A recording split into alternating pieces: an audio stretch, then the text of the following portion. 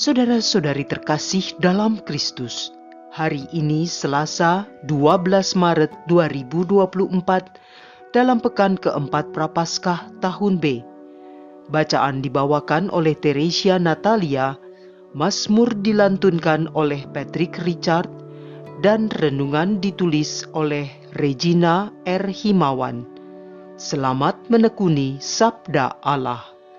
Marilah kita semakin bersolider dengan peduli kepada sesama.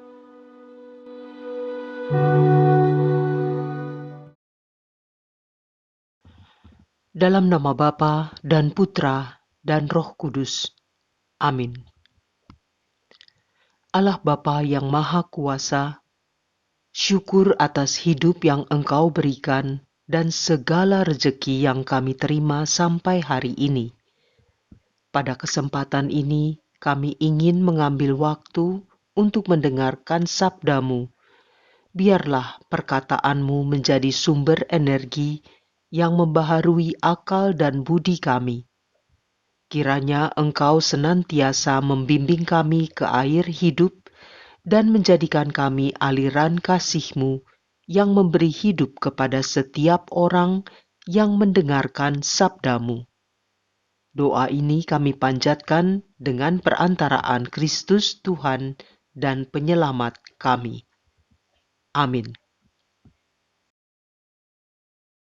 Bacaan dari Nubuat Yehezkiel bab 47 ayat 1-9 dan dilanjutkan dengan ayat 12.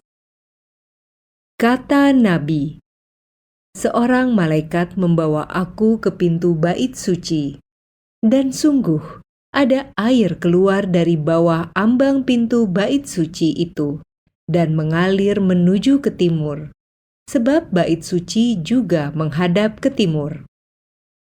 Air itu mengalir dari bagian bawah samping kanan dari bait suci sebelah selatan mezbah.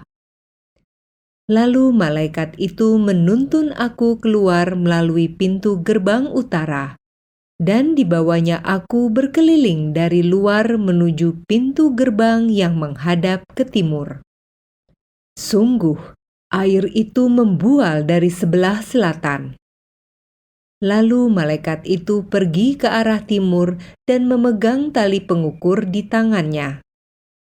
Ia mengukur 1000 hasta dan menyuruh aku masuk dalam air itu, dalamnya sampai di pergelangan kaki. Ia mengukur 1000 hasta lagi dan menyuruh aku masuk sekali lagi dalam air itu. Sekarang sudah sampai di lutut. Kemudian ia mengukur 1000 hasta lagi dan menyuruh aku ketiga kalinya masuk ke dalam air itu. Sekarang sudah sampai di pinggang. Sekali lagi, ia mengukur 1000 hasta dan sekarang air itu sudah menjadi sungai di mana aku tidak dapat berjalan lagi sebab air itu sudah meninggi sehingga orang dapat berenang. Suatu sungai yang tidak dapat diseberangi lagi. Lalu malaikat itu berkata kepadaku, "Sudahkah engkau lihat, hai anak manusia?" Kemudian ia membawa aku kembali menyusur tepi sungai itu. Dalam perjalanan pulang, sungguh sepanjang tepi sungai itu ada amat banyak pohon, di sebelah sini dan di sebelah sana. Malaikat itu berkata kepadaku, "Sungai ini mengalir menuju wilayah timur dan menurun ke Araba Yordan dan bermuara di Laut Asin. Maka air laut yang mengandung banyak garam itu menjadi tawar. Kemana saja sungai itu mengalir, segala makhluk yang berkeriapan di dalamnya akan hidup. Ikan-ikan akan menjadi sangat banyak, sebab kemana saja air itu sampai, air laut di situ menjadi tawar. Dan kemana saja sungai itu mengalir, semua yang ada di sana hidup. Pada kedua tepi sungai itu tumbuh bermacam-macam pohon buah-buahan yang daunnya tidak layu dan buahnya tidak habis-habis. Tiap bulan ada lagi buahnya yang baru, sebab pohon-pohon itu mendapat air dari tempat kudus. Buahnya menjadi makanan dan daunnya menjadi obat. Demikianlah sabda Tuhan.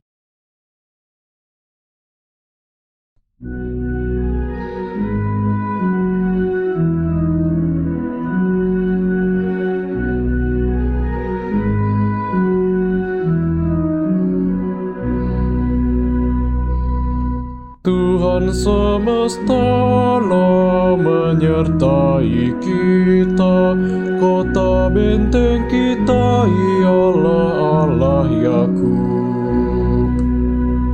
Allah itu tempat perlindungan dan kekuatan. Sebagai penolong dalam kesesakan sangat terbukti. Sebab itu kita tidak akan takut sekalipun bumi berubah, sekalipun gunung-gunung goncang di dalam laut. Tuhan semesta menyertai kita, kota benteng kita ialah Allah Yakub. Kota Allah, kediaman yang maha tinggi, disukakan oleh aliran-aliran sebuah sungai. Allah ada di dalamnya, kota itu tidak akan goncang. Allah akan menolongnya menjelang pagi. Tuhan semesta menyertai kita, kota benteng kita ialah Allah Yakub. Tuhan semesta Allah menyertai kita, kota benteng kita ialah Allah Yakub. Pergilah, pandanglah pekerjaan Tuhan yang mengadakan permusuhan di bumi. Tuhan semesta menyertai kita, kota benteng kita ialah Allah Yakub.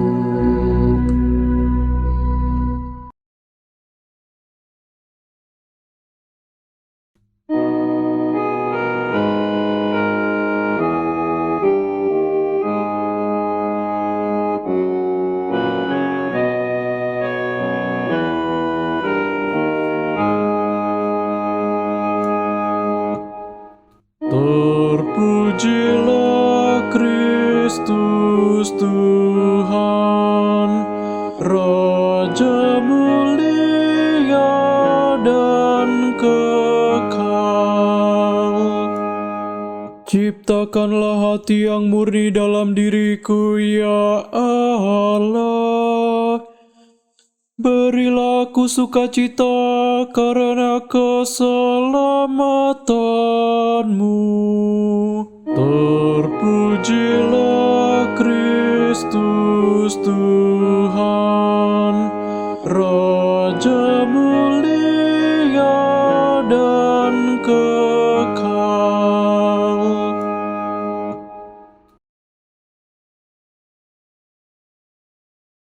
Inilah Injil suci menurut Yohanes, bab 5, ayat 1-3a dilanjutkan dengan ayat 5 sampai dengan 16.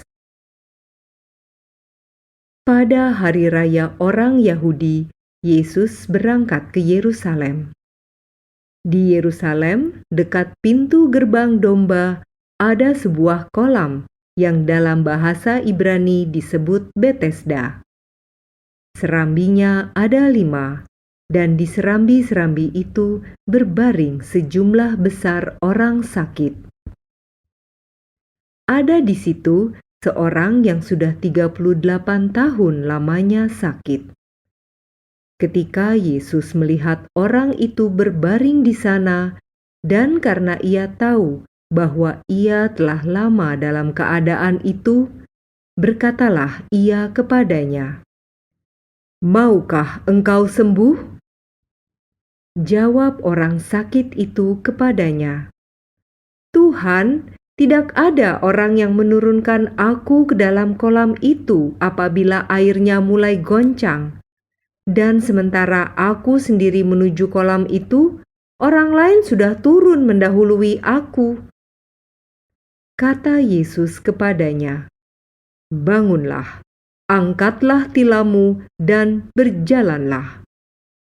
Dan pada saat itu juga sembuhlah orang itu. Lalu ia mengangkat tilamnya dan berjalan. Tetapi hari itu hari Sabat. Karena itu orang-orang Yahudi berkata kepada orang yang baru sembuh itu,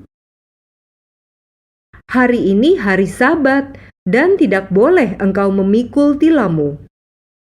Akan tetapi ia menjawab mereka, "Orang yang telah menyembuhkan aku, dia yang mengatakan kepadaku, 'Angkatlah tilammu dan berjalanlah.'" Mereka bertanya kepadanya, "Siapakah orang itu yang berkata kepadamu, 'Angkatlah tilammu dan berjalanlah'?"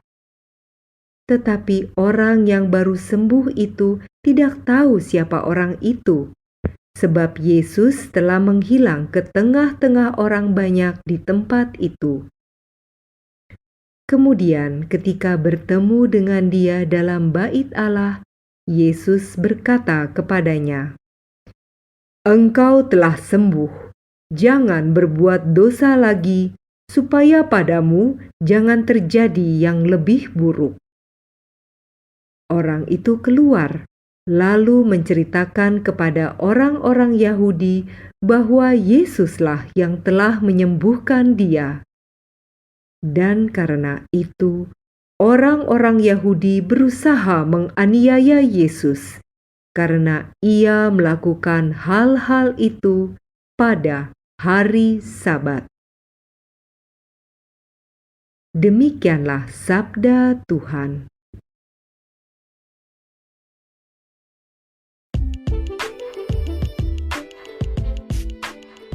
Mati rasa. Renungan dibawakan oleh Maria Monica.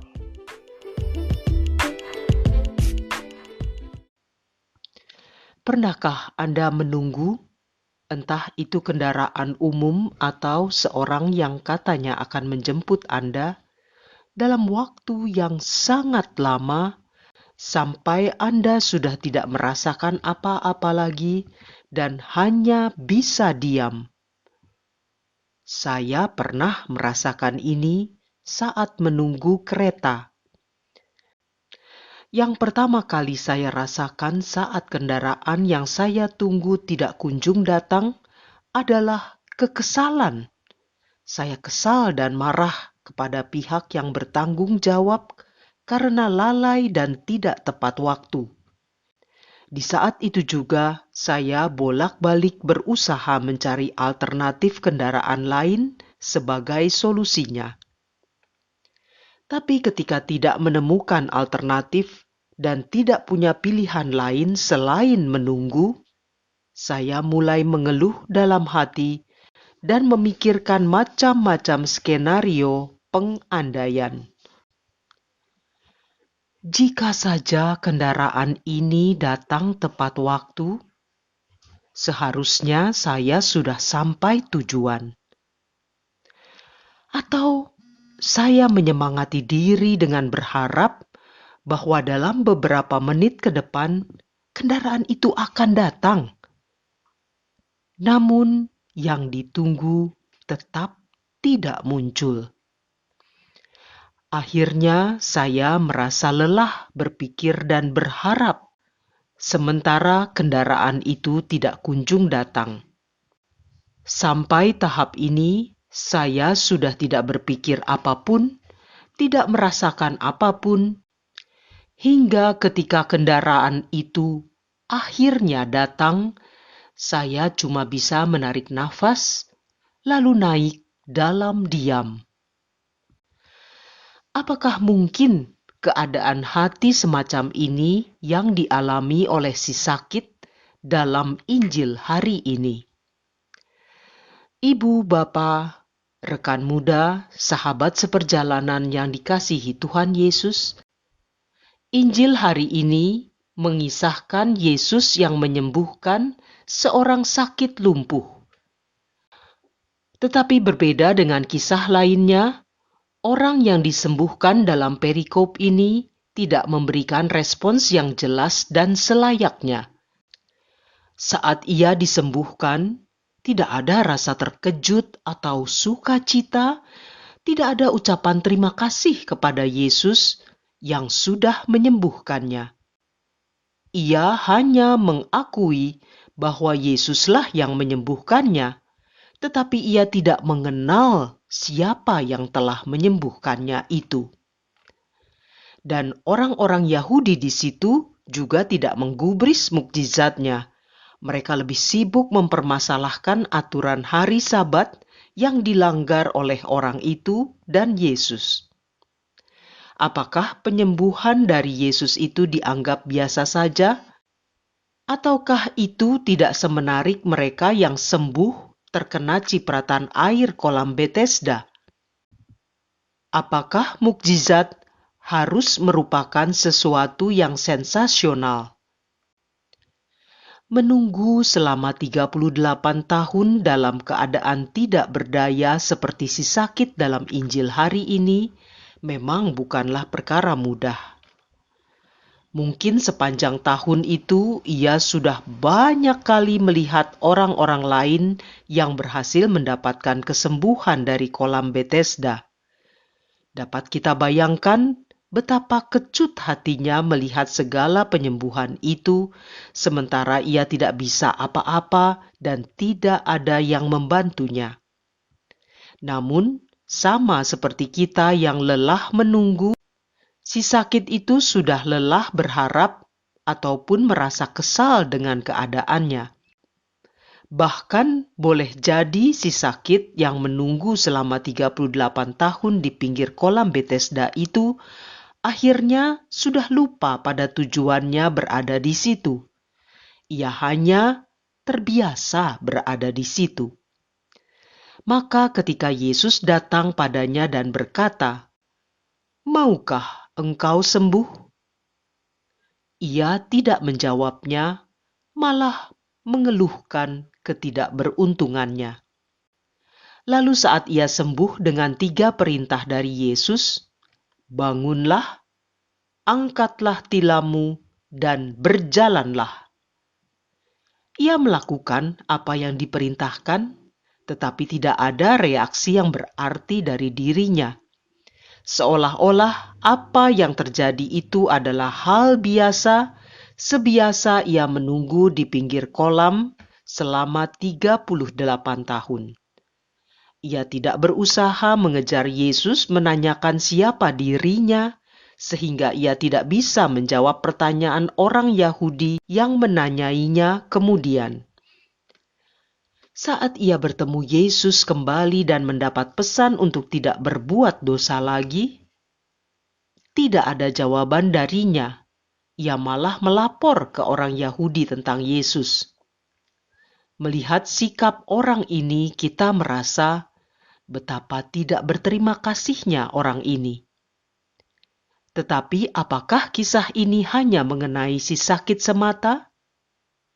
Bagaimana dengan kita? Kita lebih terbiasa membaca kisah tentang mukjizat yang terdengar bombastis, kejadian di luar akal manusia, sehingga kadang dalam diskusi kelompok, saat kita diminta menceritakan mukjizat Tuhan dalam hidup kita mengalami kesulitan menemukannya. Mungkin ada alasan tersendiri bagi tiap-tiap orang. Tetapi kalau boleh saya menjabarkan, mungkin ada dua alasan besar mengapa itu menjadi sulit. Pertama, karena kita merasa hidup kita biasa-biasa saja. Dan di sisi lain, ada perasaan mukjizat haruslah berupa kisah yang luar biasa supaya orang lain terpukau. Kenyataannya, sebagian besar dari kita melihat hidup biasa saja, tidak ada yang istimewa. Jika demikian, kita seperti sudah mati rasa. Pernahkah kita merunut kisah hidup kita sendiri, melihat kembali apa yang sudah terjadi, kesulitan-kesulitan yang kita hadapi, bagaimana kesulitan itu bisa diatasi dan dilampaui, seperti apa sukacita yang kita rasakan, walau itu semua seolah terbungkus dalam keseharian yang terlihat biasa saja. Coba kembali diingat, kesulitan-kesulitan yang kita tidak sangka bisa dilalui itu, atau sakit parah yang tersembuhkan. Apakah itu semua hal biasa? Si sakit dalam Injil hari ini menunggu hampir 4 dekade. Itu bukanlah hal biasa. Di sisi lain, kisahnya menunjukkan walaupun orang ini tidak beriman dan tidak menunjukkan sikap tobat, Tuhan tetap menyembuhkannya.